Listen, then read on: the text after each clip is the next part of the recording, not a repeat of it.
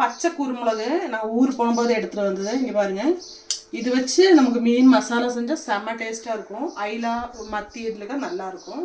இது வச்சு செய்யலாம். அது சரியான காரமாக இருக்கும், அதனால் வந்து பார்த்து போட்டுக்கலாம். இப்போ நான் 1 கிலோவுக்கு வந்து இங்கே பாருங்கள் ஒரு 5 பீஸ் போட்டிருக்கு.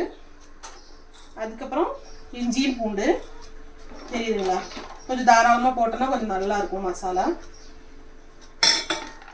மிளகு இந்த மாதிரி நெட்டி இப்படி எடுத்துக்கணும், கை வச்சு இப்படி பண்ணி எடுத்துக்கணும்.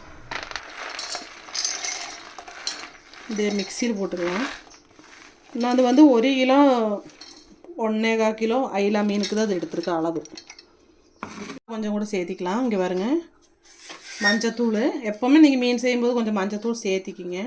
மஞ்சத்தூள் மட்டும் போதும். காரத்துக்கு நான் வந்து குருமிளகு போட்டங்காட்டிக்கு தனி மிளகாத்தூள் போடலை. அதுக்கப்புறம் லைட்டாக உப்பு போட்டுக்குங்க. இப்போ இது வந்து தண்ணி மிக்ஸ் பண்ணிவிட்டு நம்ம வந்து நல்லா ஸ்மாஷாக அரைச்சிக்கணும்.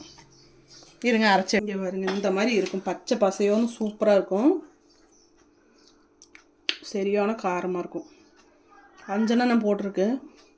இந்த மாதிரி மசாலா அரைச்சி நீங்கள் செஞ்சு பாருங்கள், செமையாக இருக்கும். ஒரு தடவையாக நீங்கள் இந்த மாதிரி செஞ்சு சாப்பிட்டுட்டு எனக்கு கண்டிப்பாக என் வீடியோ கீழே கமெண்ட் பண்ணுங்கள். நான் கேரளா தான். எனக்கு கேரளா சாப்பாடு, கேரளா டிஷ்னால் ரொம்ப பிடிக்கும். இப்போ பாருங்கள், மசாலா ரெடி. இது வந்து நம்ம இதில் எல்லாம் பரட்டி எடுத்துடலாம்.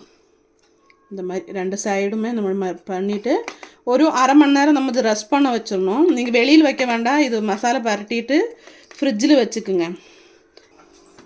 நீங்கள் உடனே சாப்பிட்ற மாதிரி இருந்தால் இந்த மாதிரி ஃப்ரிட்ஜில் வச்சுக்குங்க. இல்லை அடுத்த நாள் 2 நாள் 3 நாள்லாம் கழிச்சு பண்ணுதுன்னா நீங்கள் ஃப்ரீசரில் வச்சுக்கோங்க. அப்போ பிளாஸ்டிக் பாக்ஸில் வச்சு பண்ணிக்கோங்க. மீன் பொரிச்சு எடுத்துக்கலாம் ஃப்ரெண்ட்ஸ். ஐலா மீன் மசாலா புரட்டி வச்சுலங்க, அது வந்து பொரிச்சு எடுத்துக்கலாம். கொஞ்சம் எண்ணெய் ஊற்றிடலாம். பச்சை குருமிளகு போட்டு பார்த்தீங்களா, மசாலாலாம் நல்லா மசாலா பிடிச்சாச்சு. எண்ணெய் சூடானமே போட்டு எடுத்துக்கலாம். பொரிக்கும்.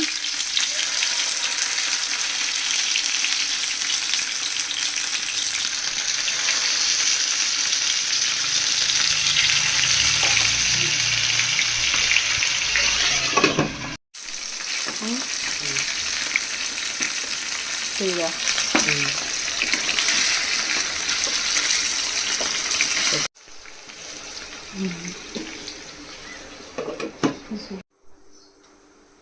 எங்கள் வீட்டில் மீன் குழம்பு செமையாக ரெடி ஆச்சு. சண்டே சமையல். இங்கே பாருங்கள், இது வந்து மத்தி குழம்பு, இது வந்து ஐலா பச்சை குருமிளகு போட்டு அரைச்ச ஐலா குழம்பு. இன்றைக்கி எங்கள் வீட்டில் இதுதான்.